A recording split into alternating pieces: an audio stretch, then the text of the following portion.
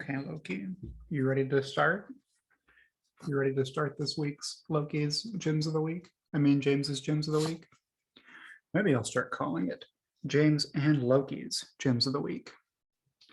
Hello, friends. James Stevenson here. Welcome to James's Gems of the Week for, let's see, July 9th through 17th-ish. You get like 8 days worth of James's Gems this week because I didn't record this yesterday. So what I'm going to do is share my second screen where I have a browser already set up. Let's see which one it is. It's not that one. Yeah, it's this one.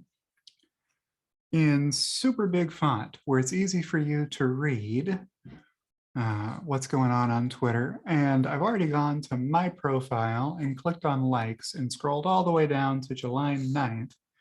I think this was the last tweet we looked at in the previous video from Energy Vest, talking about Tesla versus its auto industry competitors.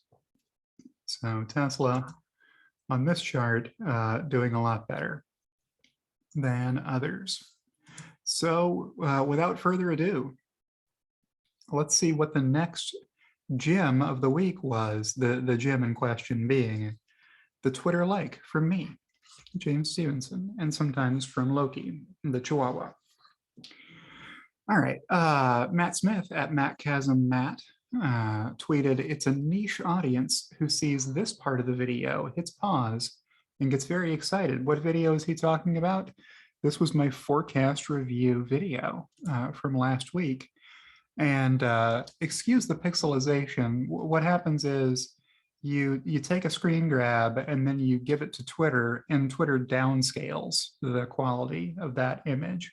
So I know you can't read anything here because I can't read anything here on my 70-inch 4K display that I use for my secondary monitor. So I can recognize, though, that this is the income statement for Tesla. So what was Matt talking about? Well, in the comments, I think some people hit on it. Let's see here. Look at the earnings line, says David Lund 6. It should make any bull excited. It should make them really excited that he, being me, has done a far better job of forecasting Tesla's core earnings than anyone 2 months or more out, consistently not predicted Bitcoin moves and force majeures. So yes, it is difficult to predict force majeure events, I said in reply. And I'm the first to admit that it takes luck to get anywhere close. Whatever you forecast, it will be wrong. That is the first rule of forecasting. But in 2021, when there weren't that many force majeure events, there always are some, but there weren't a lot of really impactful ones in 2021. The forecast that I tweeted out before that year began, November 1st, two full months before that year began, I tweeted out an earnings forecast that ended up being within 0.34 billion of the correct answer. So I had right at 8 billion for the year, and sorry, I'll make this bigger. I had right at 8 billion forecast for the full year for Tesla's non-GAAP earnings when the year began. And then once the year was over, 15 months later, we found out what the actuals were as Tesla reported them in late January. And it was $7.64 billion. So that is close enough for me. And what you see in between are all of the individual income statement line item variances between what I had forecast, since I forecast the entire income statement for every quarter going out multiple years. So in the case of automotive sales revenue, my forecast was too high by almost $1.4 billion. But if you go over to the automotive sales cost of sales line, my forecast there was also too high by $1 billion. So the net of these two, or the amount of gross margin I was expecting to be contributed to Tesla, was a little under $0.4 billion. So these variances look larger than they are when you think about the impact to bottom line earnings, right? The OI impact, the operating income impact, is smaller.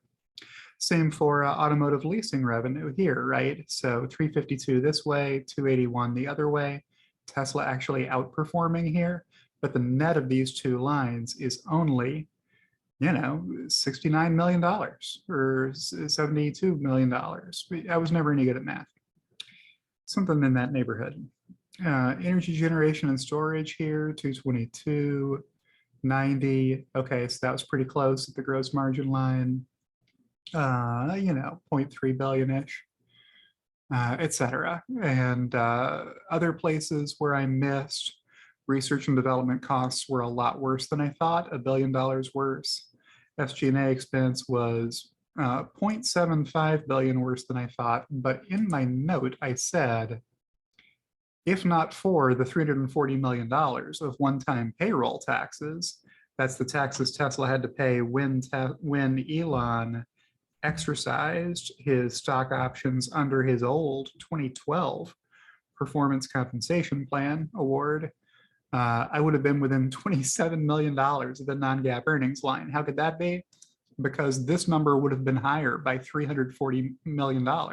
So it would have been 7,980 against my forecast before the year began of 8 billion and a little bit of change.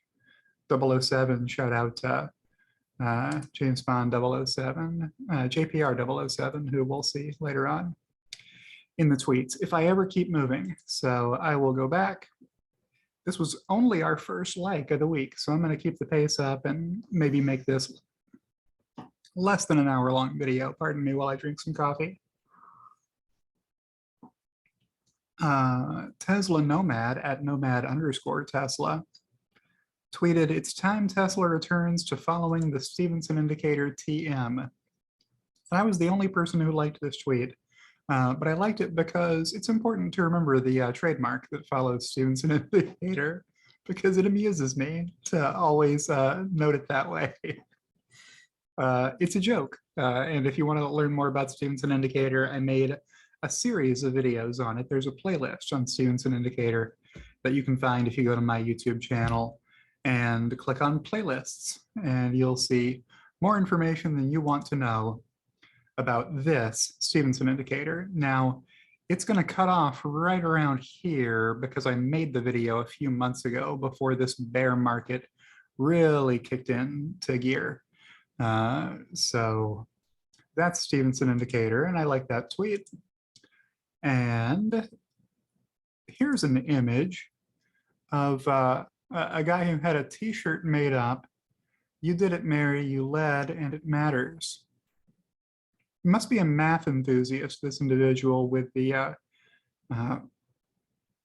looks like Ohm's law or something, I don't know, tattooed on the inside of Philippe Boulet's arm here. Now, that was my first stab at pronouncing that name.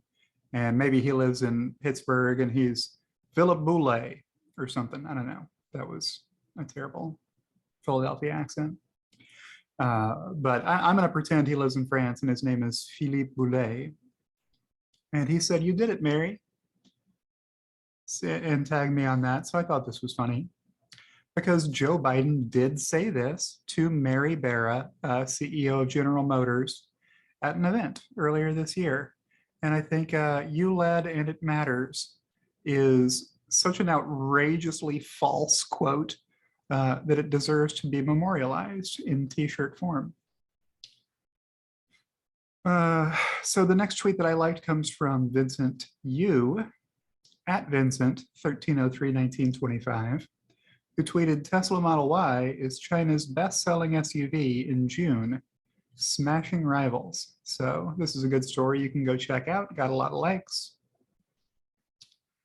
I'm going to say Avrin at Avrin_P on Twitter tweeted, "Nuts, 2023 PE 47x Street EPS, and their EPS are so low, it's a joke in comparison to, say, at @ICannot_enough forecasts. My money is that James is close." So I replied to this and said, my latest adjusted non-GAAP EPS estimates are $1.73 in Q2, $4.14 in Q3, $4.86 in Q4, making full year FY22 $14.96. I have adjusted EPS of 32.03 for FY23. Here's my latest video with chart and forecast commentary for anyone interested. And I linked to the video I made a week ago. So what was this in reply to? It was replying to Gary Black at GaryBlack00 on Twitter, who tweeted, while Tesla FY22 non-GAAP EPS estimates have fallen 3% over the past month to 11.60, as second quarter EPS estimates have dropped to $1.80, FY23 earnings per share estimates, which are more important to valuation, have increased 3% in the past month to $16. That's low, folks. Tesla is going to fly past $16. They might get there, year-to-date Q3 might be past $16 of 2023. At $752 share price, Tesla trades at a 2023 price to earnings ratio of 47x, 47 times the street's EPS estimate. So the point of Gary's tweet was, hey, Wall Street estimates are still too low, but even if you use those, the EPS is way lower for Tesla where it's currently trading than it was at the beginning of the year. And Avron's point was, yeah, they're way, way too low. So that's what I replied with. And then I had to reply, hey, I forgot this decimal on 486. So a couple of people pointed that out in the comments. And yeah, Gary says he's at $10.80 for FY22. So I'm a few bucks higher than that. And did I reply and say so? I didn't have to because I'd already said it. So a few more tweets there, but I'll keep the party moving. And I liked this tweet from Gary Black saying, I hope you're right. Oh, I said, love you, Gary, but I'm taking the over. I thought there was something else that I said in here. Yeah. Okay. After that, Gary sent another tweet that I liked. For FY23, I'm at a non-GAAP EPS of $20. The street is at $16 and James is at $32. Let's compare back in a year. Well, I'm going to be here to compare back in a year for sure. Dylan at Dylan Decal spoke up for me. It's okay, Loki. Breathe it on out. Sometimes Loki hacks a little bit. That's a pretty common Chihuahua characteristic. Sometimes they just have little breathing problems because their tracheas are so small. You're okay though, aren't you, Loki? Yes. So at Dylan Decal, allow me to pull myself back together again. It's okay, Loki, you'll make it. So at Dylan Decal replied to Gary saying, sorry, Gary, James will be more accurate, even if you were conservative. 2 million vehicles, $45,000 average selling price, and 30% margin gets EPS around $25. Gary correctly pointed out you're forgetting SG&A. Yeah, it's not going to be a 30% bottom line margin, probably. That would be outstanding. He says FY23 assumptions are more aggressive than 2 million EVs at 45,000 ASP and 30% gross margin. He pointed out there's a difference between bottom line earnings margin and gross margin, a big difference, because there's so many more costs that haven't been accounted for yet. And there's that waterfall again. All right, probably said enough on that. And I liked that Gary said we've both been far more accurate than the street. After I pointed out that I used the most recent forecast we both tweeted before 2021 began. Talking to Gary, yours was closer to the end of 2020 than mine by almost 2 months, actually. Remember, mine went out on November 1st, and the one I used from Gary up here, oh, somebody deleted their tweet. That's sad. So this forecast from Gary came out on December 23rd of 2020. So right before 2021 began. This, you can see it better here. This is what Gary was expecting for full year adjusted EPS, $4.80. And what I was expecting for full year earnings, we've already seen, is 8.008 billion. If you want to know how to get to that number, I have a giant blue arrow here pointing to the 4 quarters of 2021 that you would need to add up to get to that number. And here's what Tesla actually reported: $7.640 billion of non-GAAP earnings for full year 2021 actuals at non-GAAP EPS of $6.78. So even the GAAP number beat what Gary expected before the year began. So Gary objected to that, said, "Not right, James. I took my numbers up throughout 2021 and was very close on Q4 when Tesla actually reported," which is probably true. I didn't go check. I try to be conservative at the beginning of a year and take numbers up as we get more info. You seem to do the opposite. I would say that's generally an accurate assessment of what goes on. I tend to forecast as Tesla guides, and then Tesla guides to the number that they would hit if nothing went wrong, and then sometimes things go wrong, and so Tesla misses by a little. So I end up having to bring my forecast down a little, and Gary would prefer to start with setting expectations at achievable levels, and then hope to have Tesla beat them, or to be able to raise his forecast and still leave Tesla room to beat them.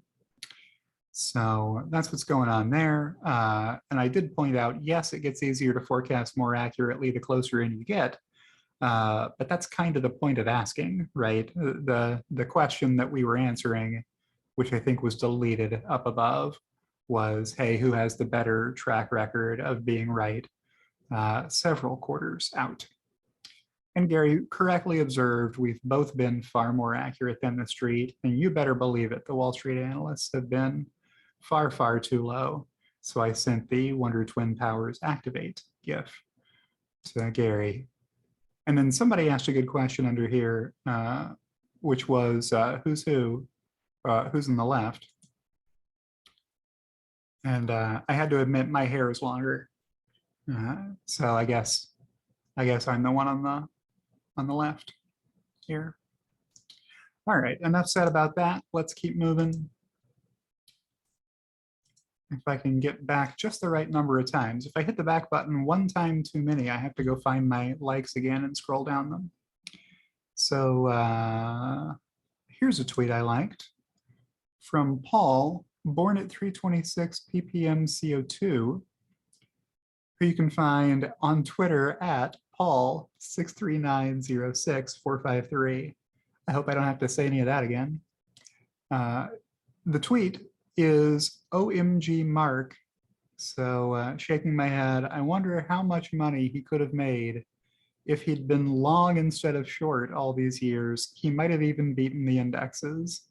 So he was the original tweet author for this thread, asking the question, what's the steel man of the bearish/Q Tesla thesis?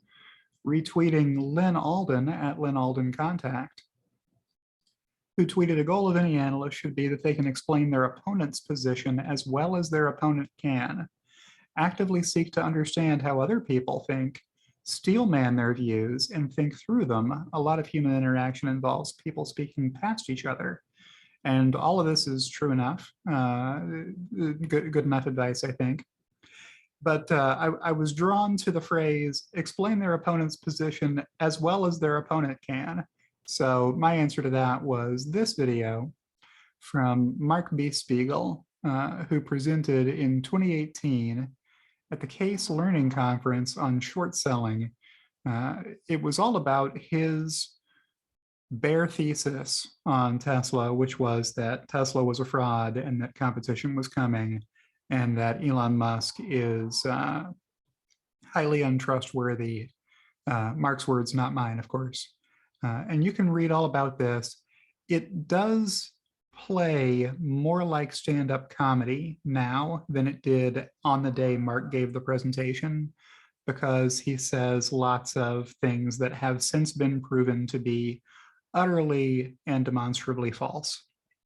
So check that video out if you need a good laugh, or if the Tesla share price is getting you down because you've spent all the money on Tesla shares you can, and you're just impatient for it to move back up again. Check out that video of Mark B. Spiegel. Likely he has blocked you already on Twitter. If you've ever said anything nice about Tesla on Twitter before, Mark B. Spiegel has blocked you, probably. The next tweet that I liked came from Whole Mars blog at Whole Mars catalog. Sorry, at Whole Mars blog. I got them backwards. Tesla could lose 80% of their value, Professor Scott Moron Galloway, October 2019. So, yeah, this is a tweet from Scott Galloway in October of 2019. Tesla could lose 80% of their value, is what he tweeted. And since then, here's the stock chart. It should come as no surprise to my viewers what has happened since that date. And the retweet here is from Scott Galloway saying, free speech is the bedrock of a functioning democracy, and Twitter is the digital town square where matters vital to humanity are debated, quoting Elon Musk, with a screenshot below of Elon Musk blocking him, Professor Scott Galloway.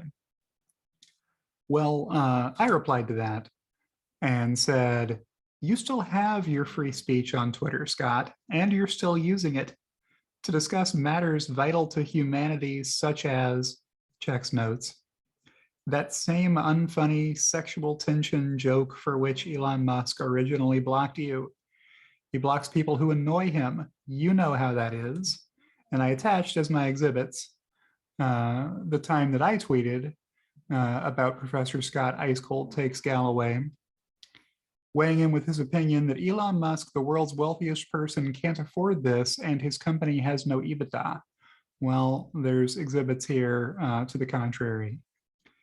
And Joshua Lewis at jlew333 on Twitter replied, if you want a good laugh, buy his book, The Four, or whatever it's called, and read the chapter on why Tesla won't become one of the biggest companies in the world. And I replied, it shouldn't be possible to be as wrong as he is, as often as he is, but here we are. And Elon replied, since he is consistently wrong, it should be possible to do quite well simply by doing the opposite of what he recommends.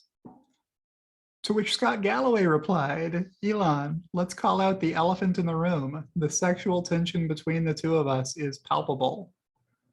And I guess somebody replied to Scott Galloway and thought better of it and deleted it. Unfortunately, we don't know what this tweet said anymore. But Scott said, I'm also against the coward hiding shins fake accounts block. All right, so he blocked this person. And then Scott Galloway also blocked this person, Professor Moriarty81, for saying, translation, I am desperate to be a part of this hostile takeover and can't stand that Musk will succeed where I have failed. Following that up after being blocked with a screenshot of being blocked saying, haha, clearly I struck a nerve, proof I was onto something. What else do we have here? Oh, the other time that Scott Galloway made the same joke again, he just loves making that joke. I don't know why. It was never a good joke to begin with, Scott. So that was my reply on that matter. So next on the tweet parade comes a tweet from James Rose at YouTube Team JG, who tweeted, at I cannot underscore enough, a different James with a different Loki. Keep up the great work with the YouTube channel, hashtag Great Dane. So here's James Rose with his dog Loki, who looks like he outweighs my dog Loki by a little bit at least, which I commented. That Loki looks like he weighs about one Tom Hiddleston. Is, you know, you can use alternate measures of weight. And why not make a Tom Hiddleston be a unit of measure? All right, Adam at AdamNA81 tweeted, viruses get vaccinated against Chuck Norris, which I found humorous. I don't know why Chuck Norris jokes are funny, but they are. I think it's because he takes himself so seriously when he's performing martial arts, right? Elon Musk thought so when he tweeted this meme of a confident Chuck Norris with one pawn on his side of the board. That's how he plays chess. He plays chess with one pawn. And is very confident that he will defeat you. And Elon replied, checkmate. Clever little play on words there. And I replied, Chuck Norris has never been vaccinated because no disease dares come close enough to catch a devastating roundhouse kick from Chuck Norris, which I thought was a decent enough Chuck Norris joke under the circumstances. All right, the next tweet that I liked came from Dan Birkeland at dbirkeland. Thanks for adding the ability for Autopilot to read digital speed signs in the EU. So I had not known that that was the case until I saw this tweet. So I gave this tweet a like as the Tesla team continues to make progress on Autopilot in Europe. And Holmar's catalog tweeted literally hours later, and people don't understand how core this is to an advertising business. What's going on here? Well, there's a thread here from Holmar's catalog on bots. He says bots are not an excuse. For those of you who are audio only listeners to this broadcast, that's quotation fingers, an excuse. They are a reality. Bots are, that Twitter users like me deal with every day. If advertisers think they've been paying to advertise to humans, but instead they've been advertising to robots, that's going to materially impact the advertising business adversely. Yeah. So there's a kind of a brain dead article here that Holmar's catalog had to retweet evidence of via screenshot. Continuing, also, he didn't pretend to buy a public company just to cause chaos. He loves Twitter and wants to own it. But you don't become the richest guy in the world overlooking major issues like this. On April 27th, Twitter announced they had accepted Elon's offer. One day later, they announced they had been overstating user numbers for the last 3 years. Wasn't even the first time that had happened. And Elon Musk replied to that, problematic. So yeah, that's where this tweet came from that I liked. And I was pretty sure I had weighed in here someplace. Let's see if I can find it. These are the other tweets in that chain that I liked.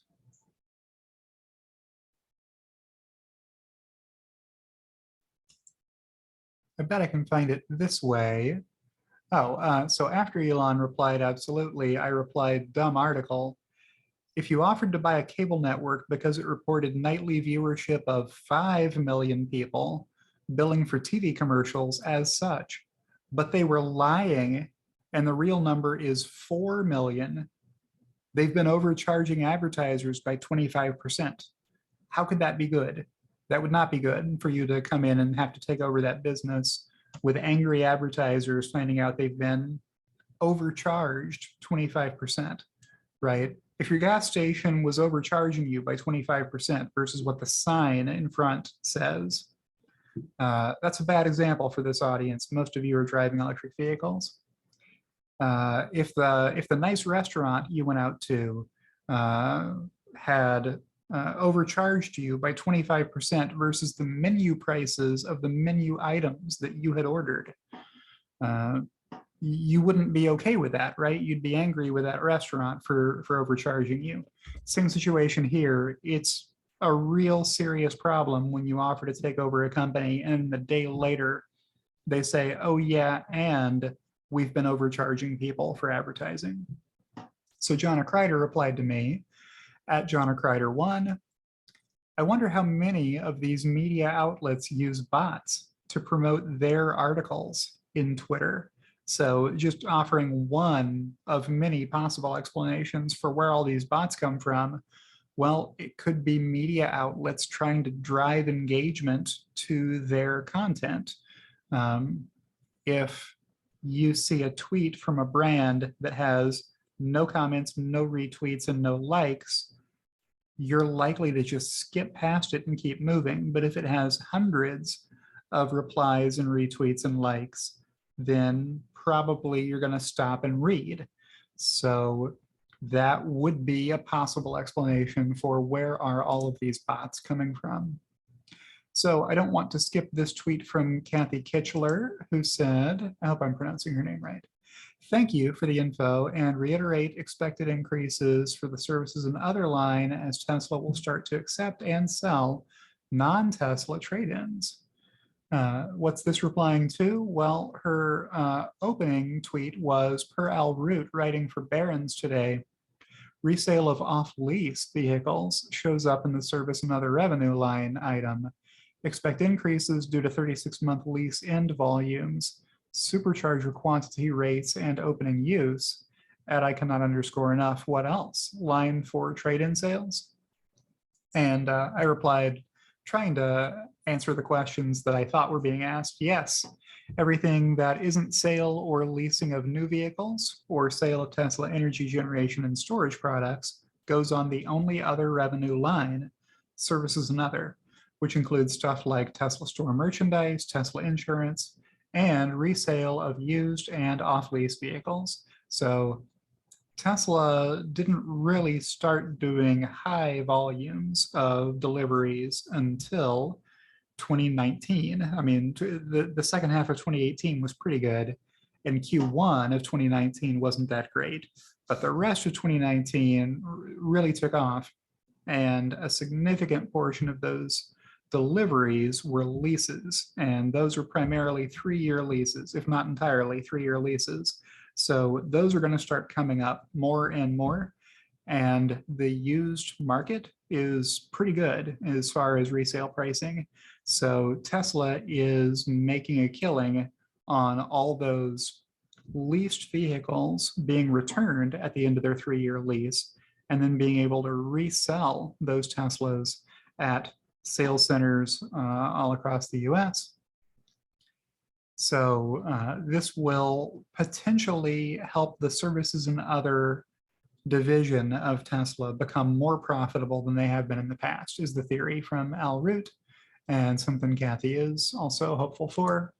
And we will see if that dynamic plays out. I think it will to some extent. I'm not sure how much exactly, but I do have a forecast in for it. Next is a tweet from Lex Friedman that I liked on July 12th. Starlink has proven itself in the harshest conditions in Ukraine. When nothing else worked, Starlink worked.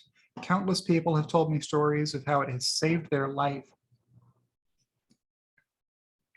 Over and over, they asked me to send a big thank you to Elon Musk, SpaceX, and to the American people. So I thought that was a great tweet. And Elon Musk sent a tweet, cool, congrats. Now the simulators will have to spend more money on rendering. Why would I like that tweet? Let's take a look. So, oh yeah. So the Space Telescope Science Twitter account tweeted, you are gazing at Webb's first deep field. There will be many more from NASA Webb. Bright white galaxies are stirring up this scene in galaxy cluster, warping and stretching the light from extremely distant galaxies. And that's as good as I can do for you for resolution on this image. But if you want to see the high definition resolution image, that is available online if you Google it. And I tweeted out a link to it as well. So you might be able to find that. The next tweet that I liked was from Trung-Fan, at Trung-T-Fan on Twitter. And this is definitely the first time the word Chuckmate made it into a lawsuit. So that same tweet that we saw earlier was filed by Twitter's lawyers with the judge in court. So they're trying to assert that this tweet from Elon is is calling the court an elaborate joke. So good luck with that claim. I think most reasonable judges will not view it that way. Matt Smith again tweeting, "My snout is that long, but not that adorable." Now, why would I like that tweet? What's going on here? So Matt got to visit Monroe and Associates in the middle of their 4680 Model Y teardown and had the rare opportunity to interview with Sandy Monroe, internationally acclaimed, lauded expert on automobile production efficiency. So he'll be discussing this and more with him at Peppers. So here's a link to that video you can go find on Twitter. And Matt replied, "When this interview drops, I think you'll be impressed with Sandy's awesome table, his insights into manufacturing efficiency, and the impressive size of my nose." So here's that image that Matt was tweeting about. And I replied to that, bit too on the nose, because Matt and I have an ongoing thing where we tweet puns in replies to each other. So bit too on the nose. And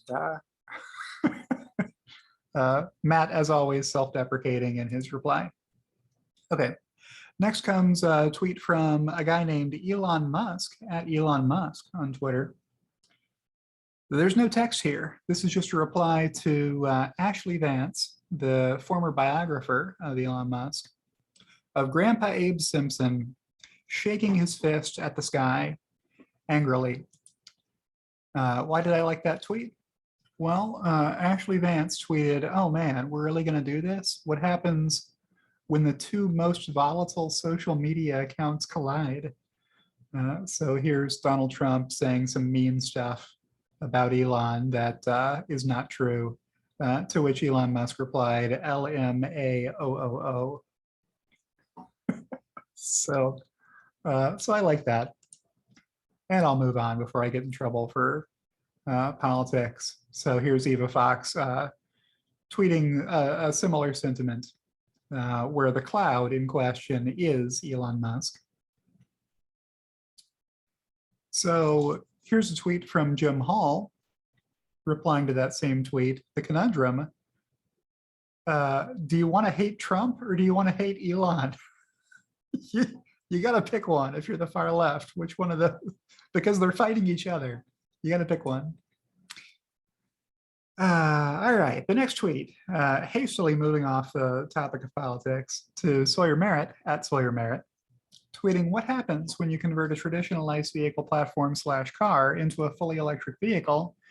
You get big inefficiencies." At live_Monroe shows this in their new video with the BMW i4 M50. Look at all the empty space. So there's plenty of empty space here if you look. Let me make this video bigger. But all this empty space is spread out across the whole front opportunity space of this vehicle. So yeah, they spread everything out more, and that leaves no room for the frunk. The Monroe team is saying exactly the same kind of idea, probably better than I just did.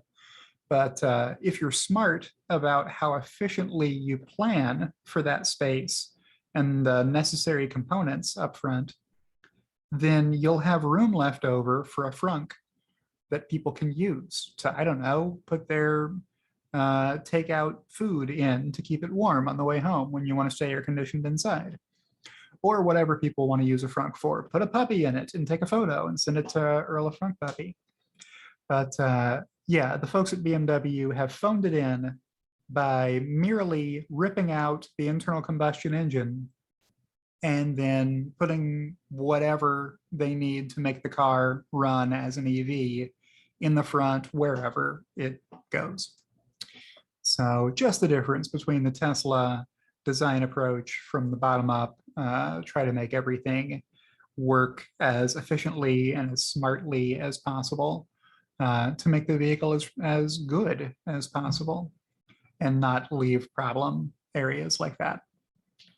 So Elon Musk tweeted, "Thanks for everything you've done for Tesla. It has been an honor working with you," in response to Andrej Karpathy tweeting his farewell message from Tesla as he ends his sabbatical and moves on to whatever the next phase of his life will be. So Andrej, the longtime leader of the Tesla vision and neural nets efforts at Tesla, he passed those off to Ashok a while ago, I think even before his sabbatical began. So Ashok Elaswamy has that under control, I think. Next is a tweet from Sir Doge of the coin at Doge official CEO, who tweeted a meme, "Let's see who's behind all these bot accounts on Twitter." So the theory here is that Twitter is behind all the bot accounts on Twitter. That's another theory for where they could be coming from. Next, a tweet from Holmar's blog, again, should mean everything is done in an orderly way with minimal disruption. Team has been running without him for the last 4 months already. So that's this and the previous tweet I liked. The previous tweet being Andrej's transition out of Tesla has been planned for a long time. Starting over a year ago, Elon started making a point to everyone that Ashok was leading Autopilot software, not Andrej. Now I know that because it's been Andrej was starting to talk about moving on. Now I know that it's because Andrej was starting to talk about moving on. Okay, so the next gem of the week that I liked came from Mr. Manderley at MR Manderley on Twitter. They claimed 5% every year, yet monetizable accounts increased 20% while total accounts stayed the same. Fraud in capital letters here. So what's going on? If I scroll up, we can see this tweet thread began with a tweet from Alex at AJ Tourville from Twitter's SEC filings. For the past 30 quarters, Twitter has invariably calculated that fake/spam accounts represent less than 5% of its active users, with the quizzical expression here. So why does Twitter count and include these fake/spam accounts in its key metric of active users? And he tags in Elon Musk here to take a look at this. If I go back for a second and make this bigger. So these are monetizable active users, MAU, millions. This was the old metric Twitter used to use, beginning at around 185 million, and then moving up to as high as 318 million in the fourth quarter of 2016, at which point they introduced a new metric called monetizable daily active users. So in the next quarter, the first quarter of 2017, Twitter reported 327 million of the old metric and 109 million of the new metric, monetizable daily active users.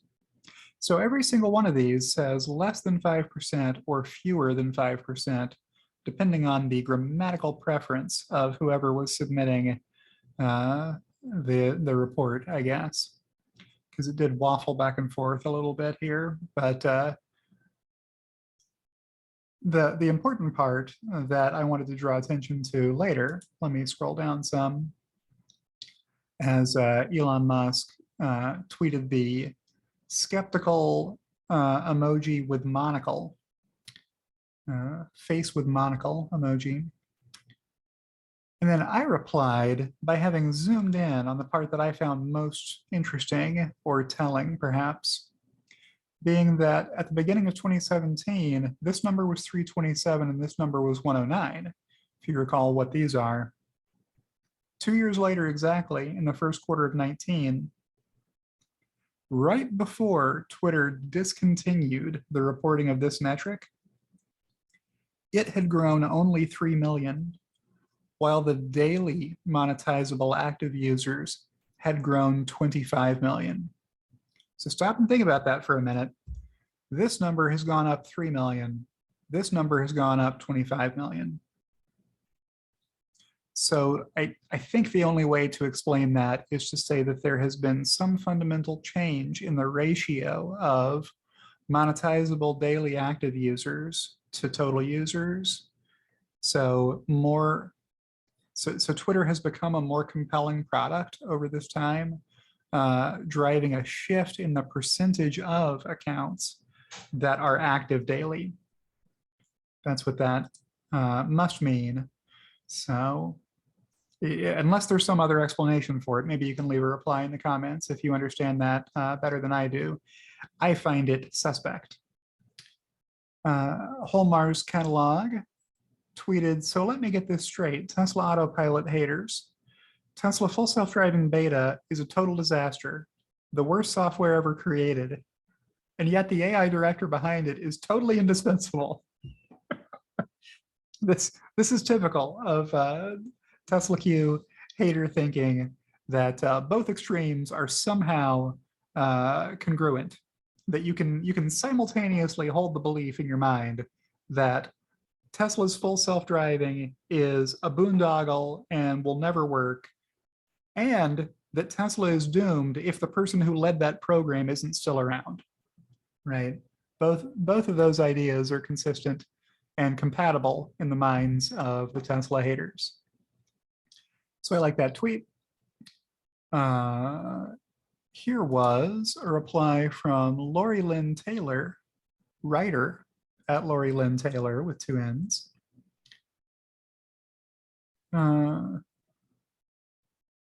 So I tweeted out last week's James's Gems of the Week, and her reply, oh, so the tweet was about the Twitter outage that happened a week ago this time. And then at the bottom, there's a message here, cannot retrieve tweets at this time, please try again later. So I think Lori Lynn was showing her appreciation that I had left offline Twitter content available on YouTube for her to peruse while Twitter was down. So I like that tweet. Next is a GIF tweeted by Earl of Frunkpuppy with the caption, taking my Forerunner to a local Tesla meetup. So poor Earl was shipped off to Alaska by Uncle Sam in his role as a doctor in the US Air Force.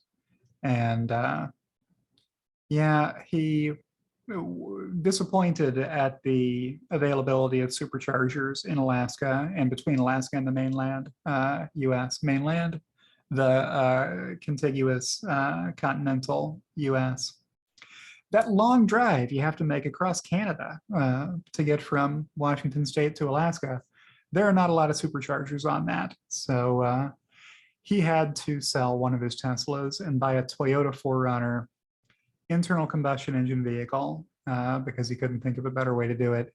And here are the fainting goats of Tesla who are appalled by his gasoline vehicle when he arrives at their meetup. Oh, poor Earl.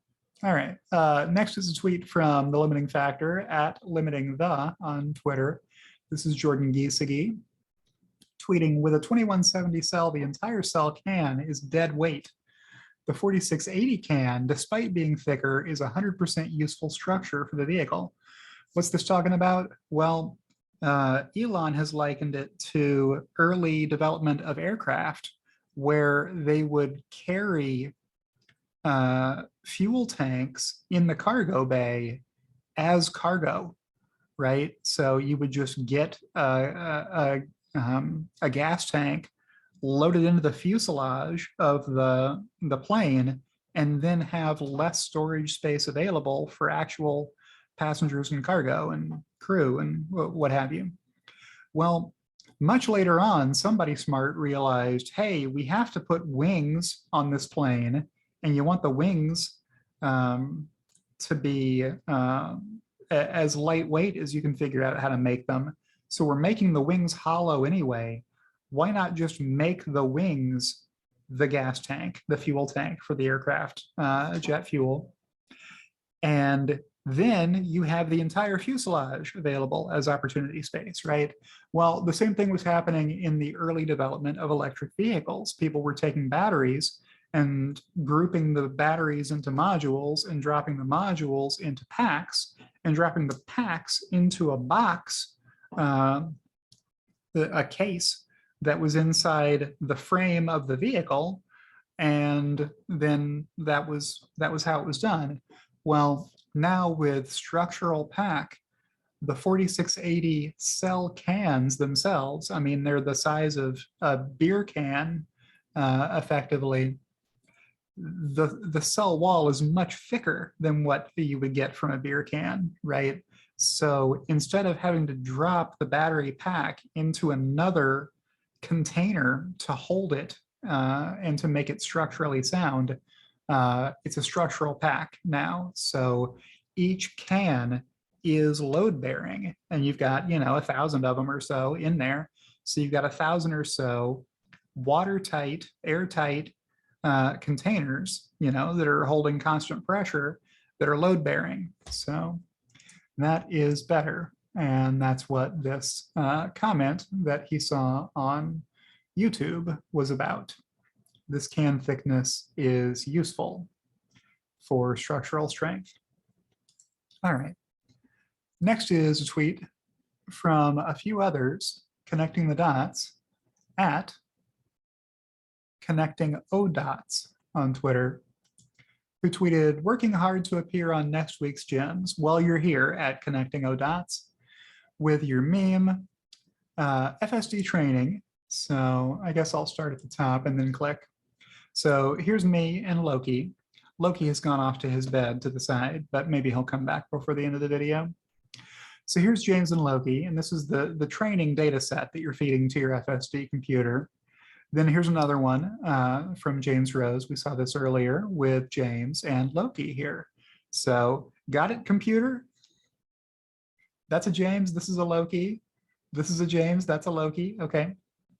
So FSD then says, well, this must be a James, correct? That's James Dalma. This must be a Loki, correct? Yes, that's Loki. That's my Loki in the frunk of my car when I submitted him to the Earl of Frunk Puppy weekly competition for the Frunk Pup of the Week. This must be a James as well, and I couldn't tell you who this individual is. I'm sorry about that. And this must be a James. And I don't know if Sawyer's middle name is James or not. It would be funny if it were. This has to be a Loki, right? And this must be a James. Then at the bottom here, if you were to train the FSD computer that this is a Floki, then maybe it would decide this must be a James over here. So I've probably talked this meme too much at this point now, but I found that like-worthy. Next, we have a tweet from Massimo at Rainmaker1973. This is an account Elon follows on Twitter and interacts with sometimes. Tweeting, Stevenson 218 is among the largest known stars. It has an estimated radius of over 2,150 solar radii, 1.5 times 10 to the 9th kilometers, or 10 AU, 10 times the distance from the Earth to the Sun, which would correspond to a volume nearly 10 billion times that of the Sun. That is a large star. Well, it's the biggest. It's the largest known star in the universe. I don't think a star could get much bigger than this and not collapse in on itself. So I replied to this. Missed opportunity to brand it something memorable like, quote, Stevenson incinerator, trademark, end quote. So I thought that would have been better than Stevenson 218. People are going to forget the 2 and the 18, aren't they? They are. Next comes a tweet from Elon Musk. Tesla is to protect life on Earth, SpaceX to extend life beyond. That's a pretty succinct way of boiling down the missions of these two companies, so I liked that. Also, Elon tweeted, if inflation calms down, we can lower prices for cars in response to a question from Jaehwan Cho at Hoho Cho on Twitter. I hope I pronounced any of that correctly. Any plans to down the price of cars after pandemic or supply chain matters? So that's where this came in. And I retweeted this. So one of these is from me, but I'll never find it that way because too many people retweeted it. So maybe I'll remember to get to that at the end. Henry at H. Stoddard, I'm sure I pronounced that wrong, tweeted, nobody cares about deferred taxes timing differences. People don't focus on GAAP EPS. And those are true statements. So what are we talking about here? Oh, hey, I found it. This is my retweet of Elon's tweet, giving my personal interpretation of what he was talking about. So I said, this tweet indicates financial strength at Tesla. Current gross margins must be excellent for lower prices to even be under consideration, with my little nerd emoji here. How likely is it that inflation will calm down? Well, that's a separate question. What this tweet doesn't do is guarantee lower prices soon. So what I'm talking about up here is, hey, if gross margins were under a lot of pressure, like, and I'm not talking about Q2 margins, those will be reported lower sequentially. Like, I don't want to say for sure, but my expectation that I'm confident in is that we're going to see probably 2 or more points worth of gross margin decline sequentially from Q1 to Q2 because of the Shanghai lockdowns and Berlin and Austin ramping up. It might be a little worse than that, and I wouldn't be surprised. So what I mean when I say current gross margins is July gross margins. Now that Shanghai is back up again, it was running all through June. What do the gross margins look like now as these higher prices are starting to materialize, as Tesla works its way through the backlog since those price increases went into effect? What are the gross margins looking like now? Well, if they were still a lot worse, Elon wouldn't be saying, when inflation calms down, we can lower prices, because the cost pressures aren't going to go away. He's just saying, hey, the price increases that we've put into effect are in anticipation of cost pressures from our suppliers. Tesla has to buy parts and components and raw materials. And if the costs of those things keep rising, the price of Teslas are going to have to go higher, right? So that was my tweet on that topic. And the next tweet that I liked came from Tim Busby at life at 130 BPM, which I think means beats per minute. Industrial metals index is dropping like a rock, and I'm sure current Tesla pricing reflects peak levels from June. So Tim is chiming in on exactly the same topic I was just discussing, saying, hey, Tesla was expecting that raw materials prices were going to continue to rise, but if they've been trending down, then the inflation is easing. So if the gross margins are looking pretty good, and they must be, to consider lowering prices, then that's what's going on there. Now, they're not going to lower prices a lot because that would just make the backlog way longer, and you don't want a very long backlog. So the next tweet that I liked came from Tesla Owners Silicon Valley at Tesla Owners SV. This is John tweeting, the engineering to make those Falcon booster land autonomously in the middle of the ocean is mind-blowing. Elon Musk, and Elon must have liked this because it's got 13,000 likes on it, which is a bit above average. And yeah, it's incredible. I did reply to this, I think. Well, Elon replied to it, autonomous rocket landing on autonomous ship. And then I replied, but you'll never figure out autonomous driving, exclamation point, as a quote from the short sellers, with a blowing a kiss emoji after that. So that was that tweet. Next, a tweet from Sawyer Merritt at Sawyer Merritt on Twitter, breaking. There's a long running inside joke on Sawyer using the word breaking to begin tweets. A record 7,000 plus, I counted in parentheses, Tesla Model Y and Model 3 spotted at Shanghai's Luqiao port today, ready to be loaded for export onto a cargo ship. So you can watch the video of all those Teslas produced in Shanghai, getting ready to be shipped out. The next tweet that I liked came from No Apple, No Life at Cinnamon Schnapps with no vowels on Twitter.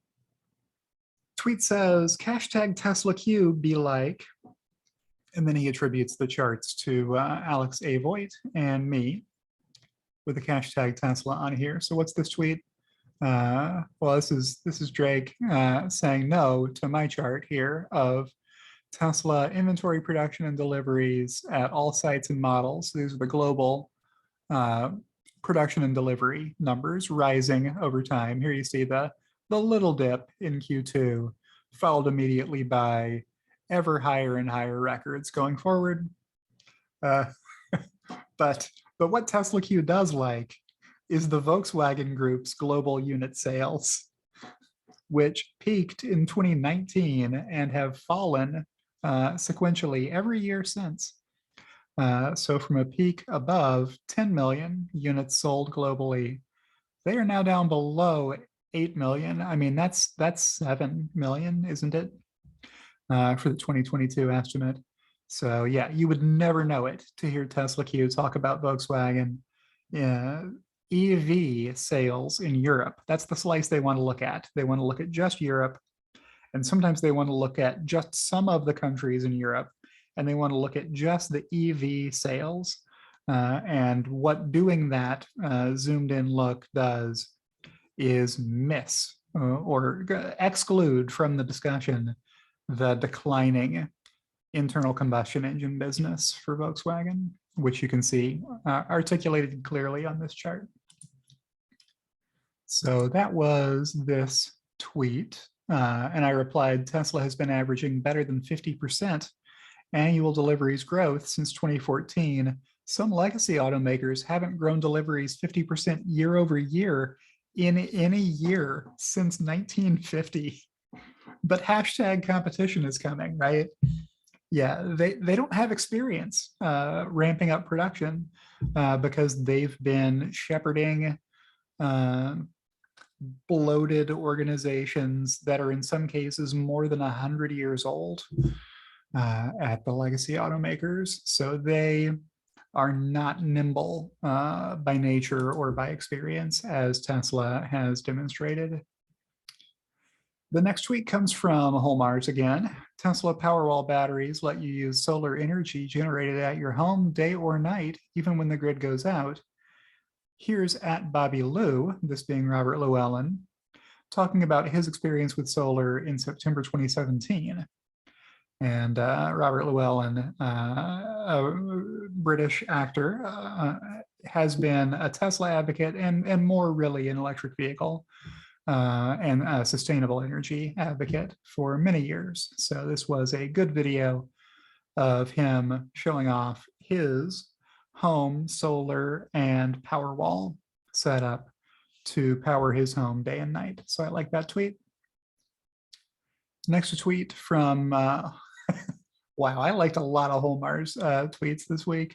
In 1906, horses and carts shared the road with early cars in San Francisco. 116 years later in the same city, fossil fuel cars share the road with early autonomous electric vehicles. Hashtag Tesla. So this is just a remarkable video to watch. It's been colorized, of course, because there was no color in 1906.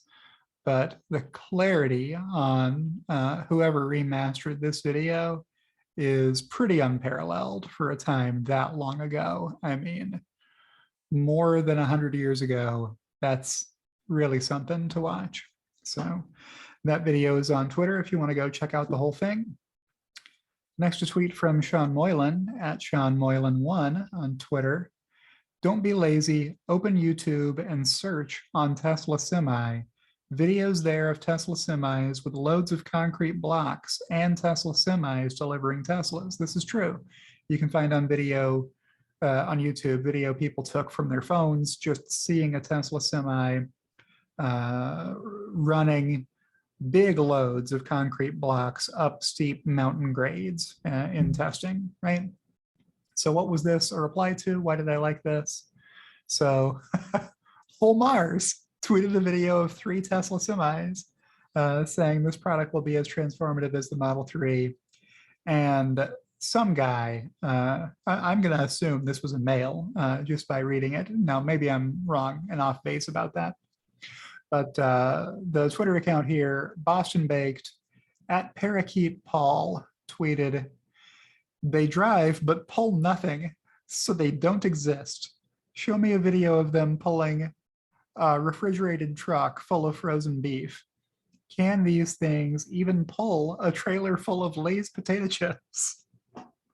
So it's more and more difficult every year to differentiate a parody account from a real account, but there definitely are earnestly held beliefs congruent with this. So I was going to reply and then saw that Sean Moylan had done it already, so I gave him a like on that reply. Next, a tweet from Gemma at James Dalma on Twitter, giving his thoughts, saying Tesla's intense, burnout is real, projects mature, changing jobs stimulates growth. Serious responsibility interferes with intellectual exploration, and 5 years away from DL research is an eternity. Andre is a treasure that belongs to all of us, not just Tesla. So he was asked to give his thoughts in a thread, a long thread that I can't read all of, from Connecting No Dots, sharing their CTO friend's reaction to Karpathy leaving Tesla. So I like that tweet from James Dalma. Next, a tweet from Carlos Troncoso at Carlos Felipe 71 or 71. This was a pretty good addition to my account of hashtag Tesla shares right in the bottom. So what do we see here? This was somebody who on May 25th bought Tesla shares at $624.25. That was a really good deal. So I liked this tweet. Why was that such a good deal? Well, this was a reply to my tweet from yesterday. Well, it's been 8 weeks. Let's honor Brianna's request to bookmark her tweet and see whether the Tesla stock price has crashed to a $0.1 trillion valuation yet. This was a typo, putting a B here. I had 100 billion written out, and then I realized that's not accurate precision. I should just round that to 0.1 trillion. And then I forgot to change the B to a T. Looks like the 52-week low is $620 with an 8-week low of $628 on May 24th. Sad trombones. So 628 is the lowest that Tesla has closed this year, lowest closing price. So anybody who bought at 624 bought at an intraday low, lower than any closing price this year. So that was a good deal Carlos got. And I'll just make this tweet bigger so you can see what Brianna tweeted on May 22nd. She tweeted, "Please bookmark this tweet. Expect a Tesla stock crash soon. It's going to go the way of WeWork, Theranos, Luna, and all those other great scams of the 21st century. It will eventually settle on a fair valuation, probably around $100. So she said of, but I corrected it to on as a goodwill gesture toward Brianna, trying to give her the benefit of the doubt on this.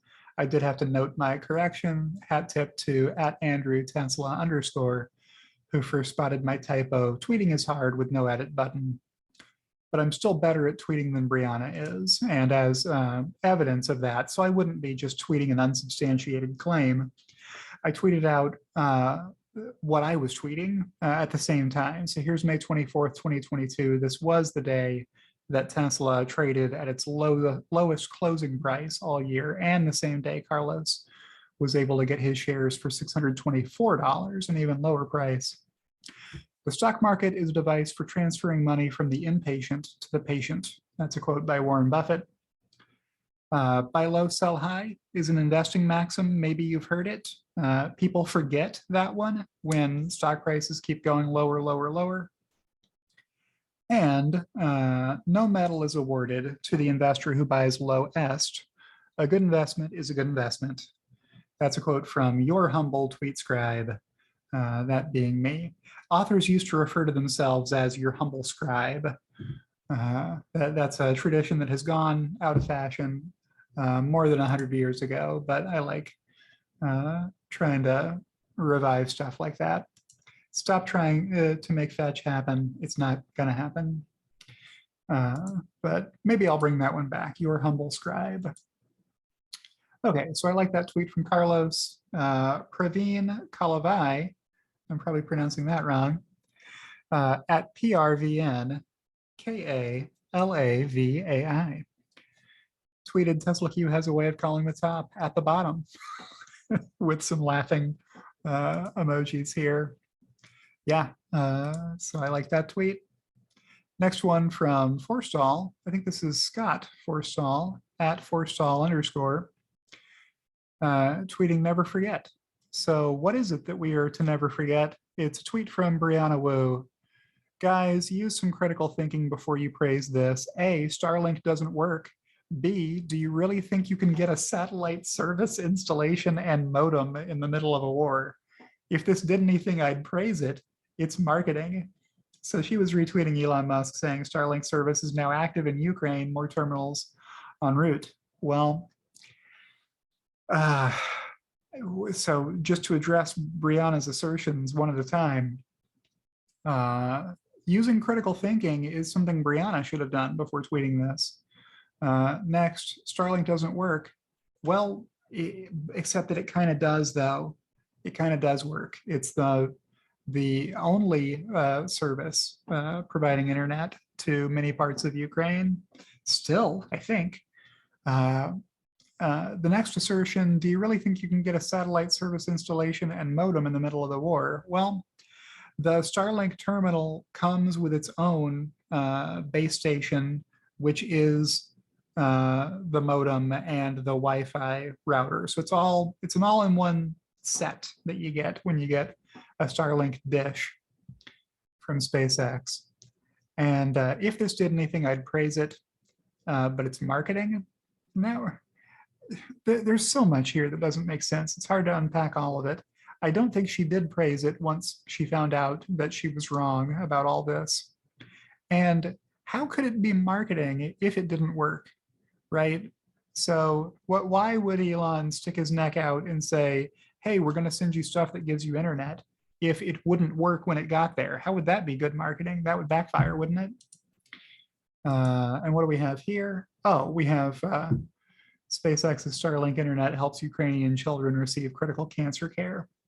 Yeah, not sure we saw any praise from Brianna about that. Next, a tweet from at orange tilt Tomaz_bot.pdf. All right.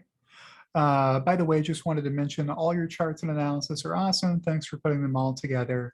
So I like that tweet. What's going on here? Oh, he originally had asked, did we get an updated version of this chart? Went through your feed but didn't find one.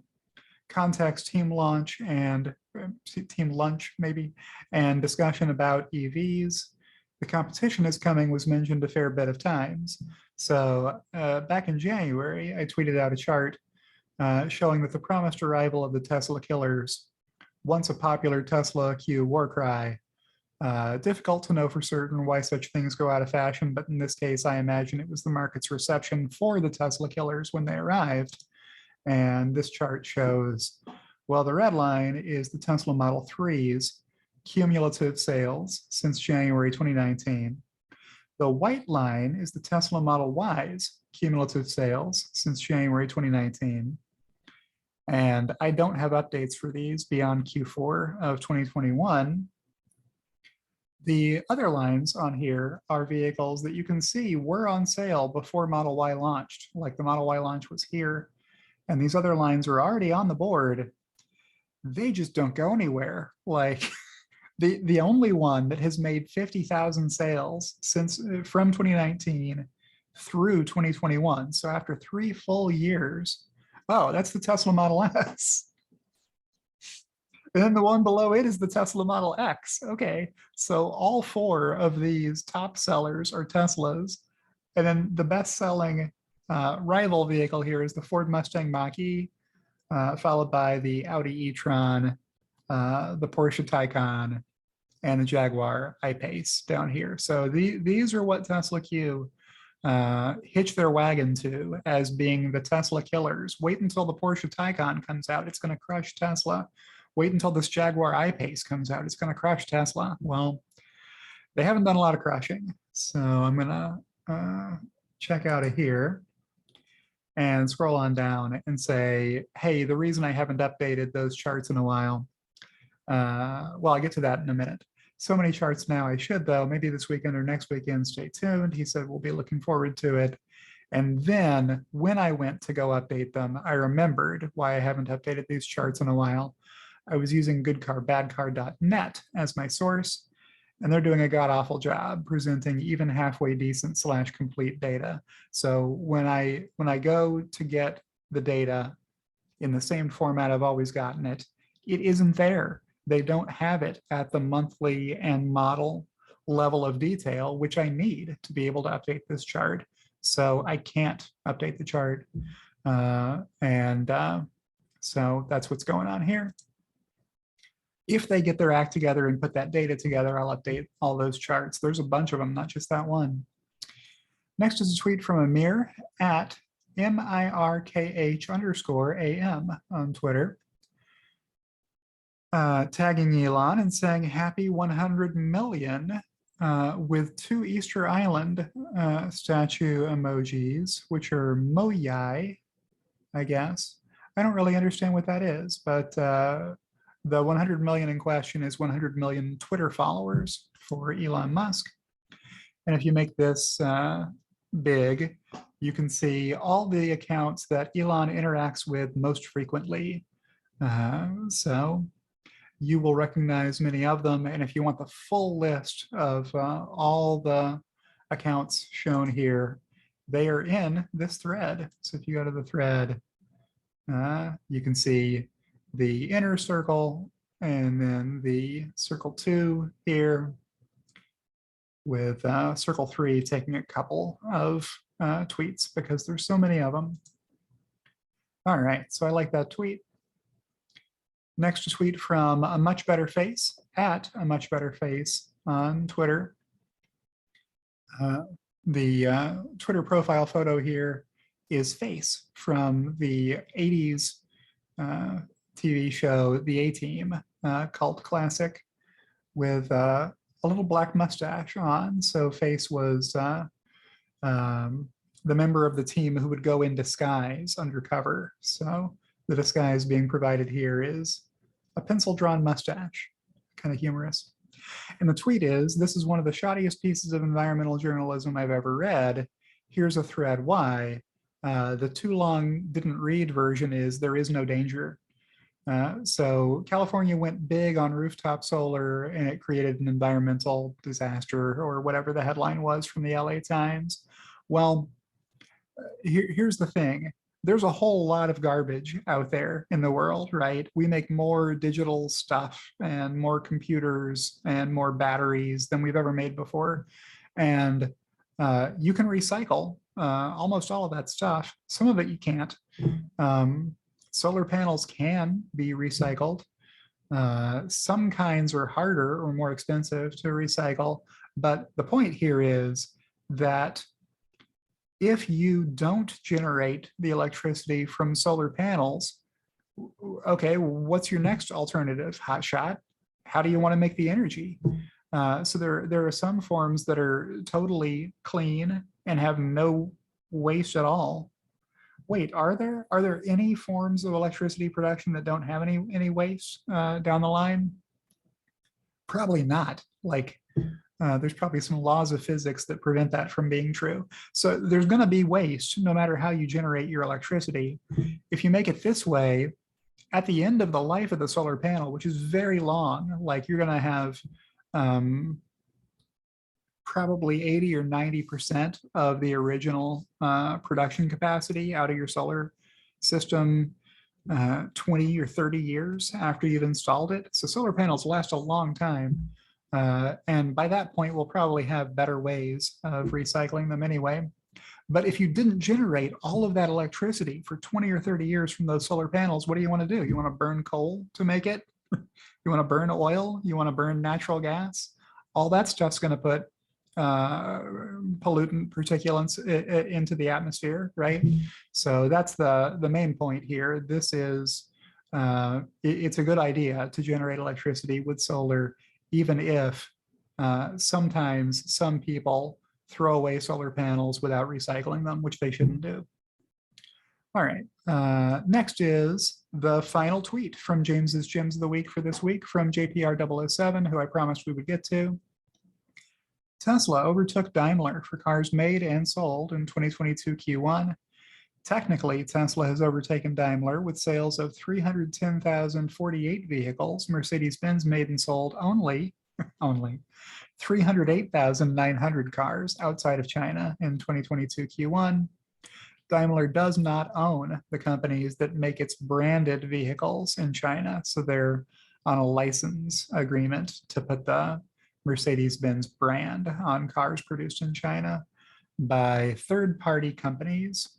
So I like that tweet.